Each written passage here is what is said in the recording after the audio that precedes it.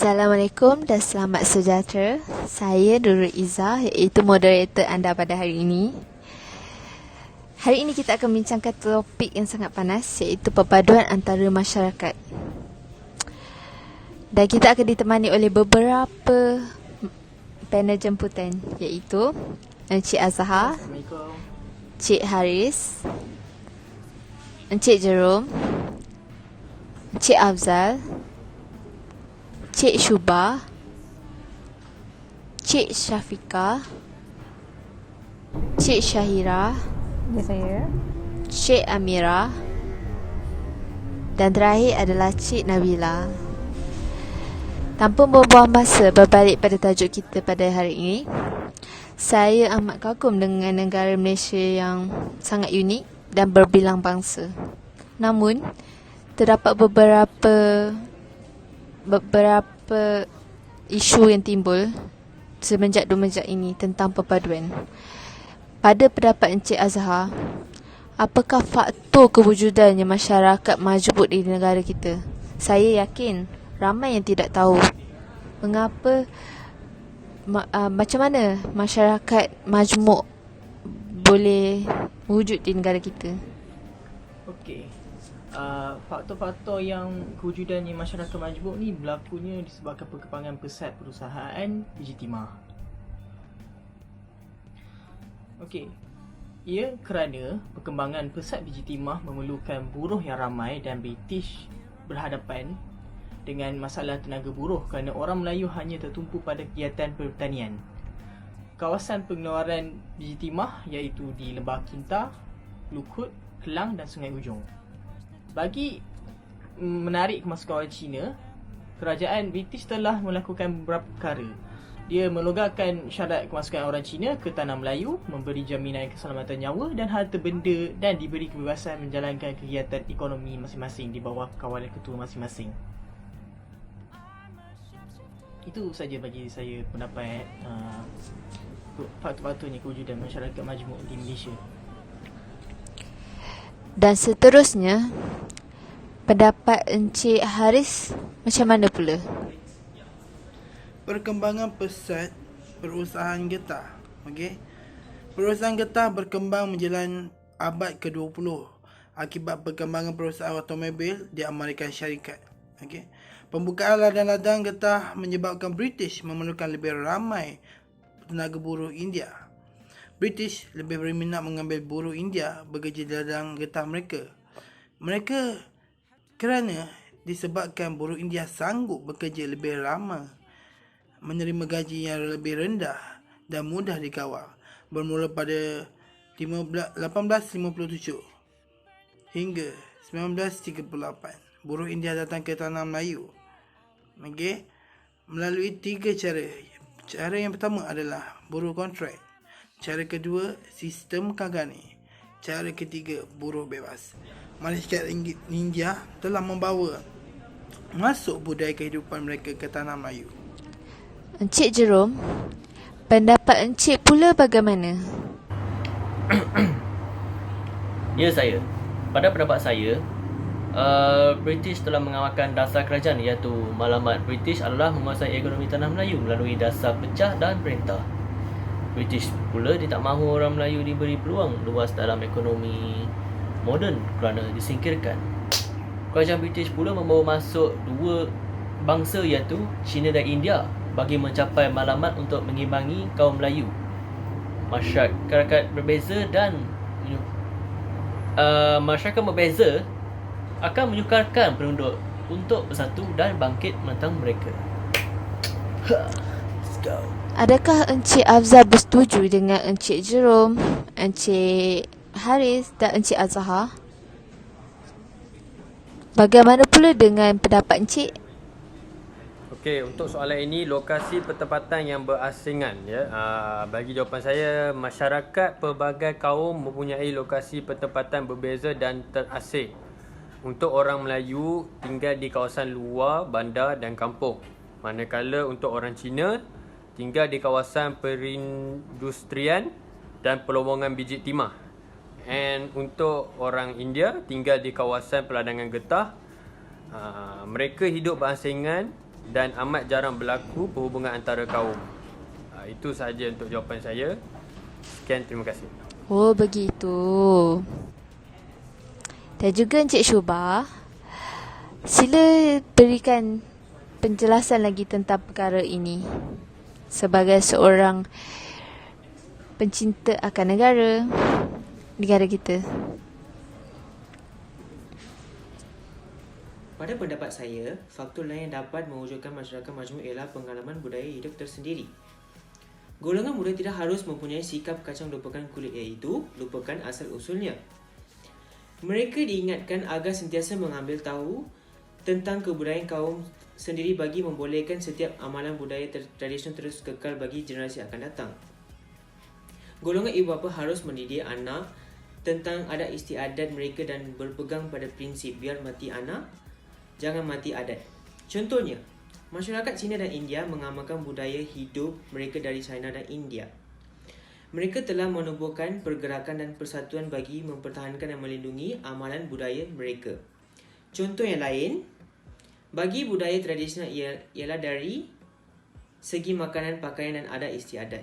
Seperti mana masyarakat Cina pakai Cheongsam pada hari tahun baru Cina, masyarakat India membuat muruku pada hari Deepawali, dan masyarakat Melayu mengikut adat tradisi tersendiri sewaktu perkahwinan.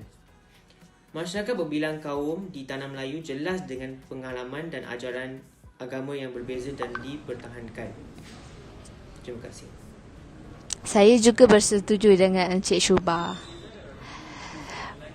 Sebagai pecinta akan negara Malaysia, apakah langkah-langkah yang boleh dilakukan bagi mengekalkan lagi perpaduan rakyat di negara kita?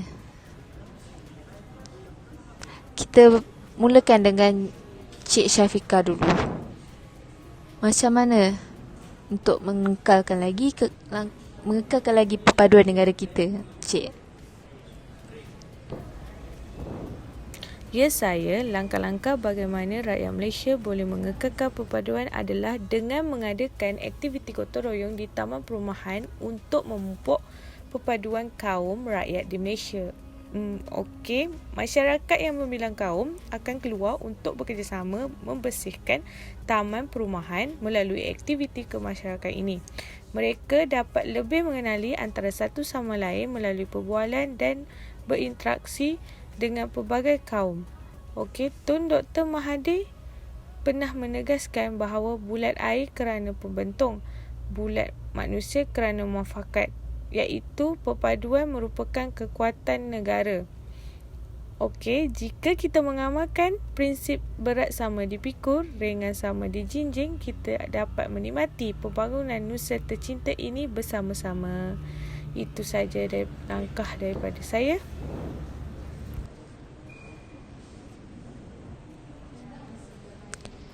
Saya sangat suka dengan pendapat Cik.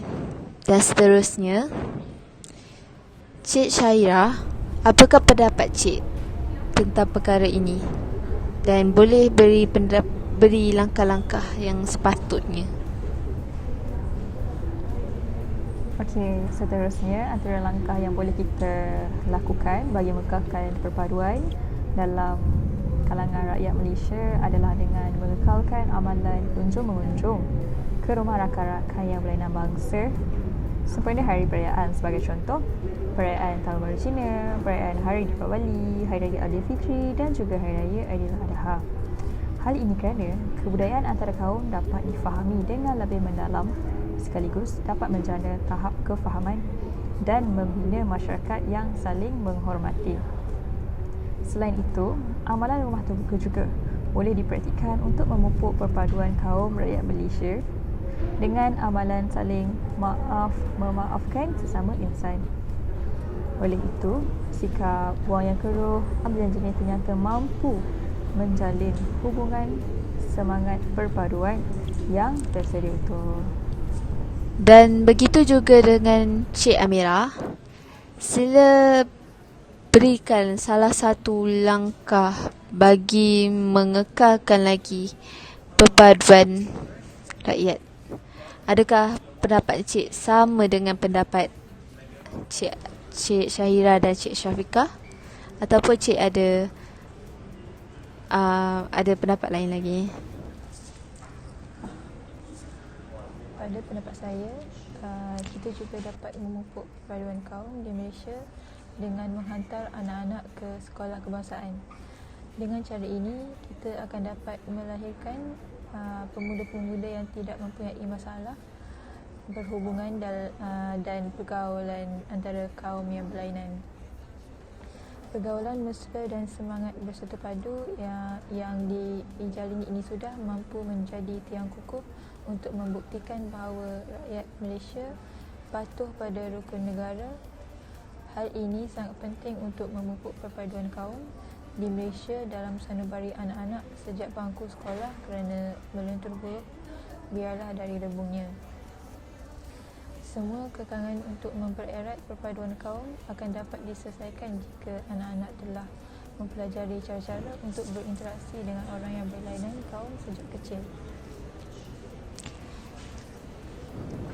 Akhir sekali, Cik Nabila juga boleh memberikan pendapat Cik bagi mengenai langkah-langkah untuk mengekalkan lagi perpaduan antara rakyat di negara kita ini. Terima kasih.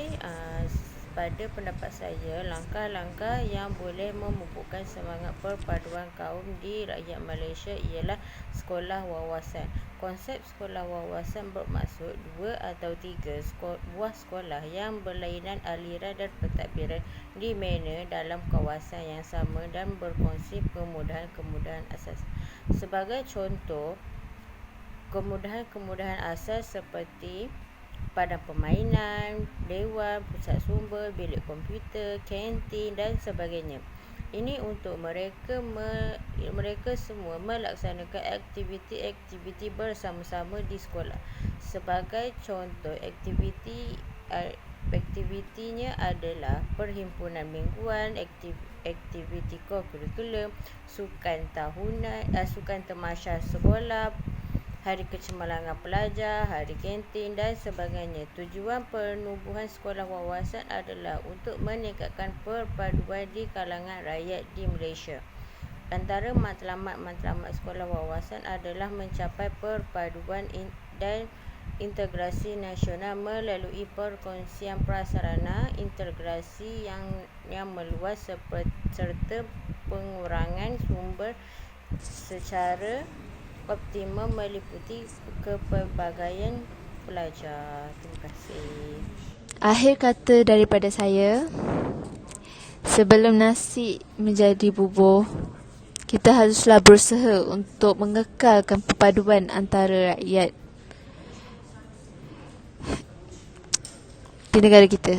Marilah bersama-sama mengharumkan nama negara kita dan sayang akan negara kita. Hidup Malaysia, satu Malaysia. Terima kasih.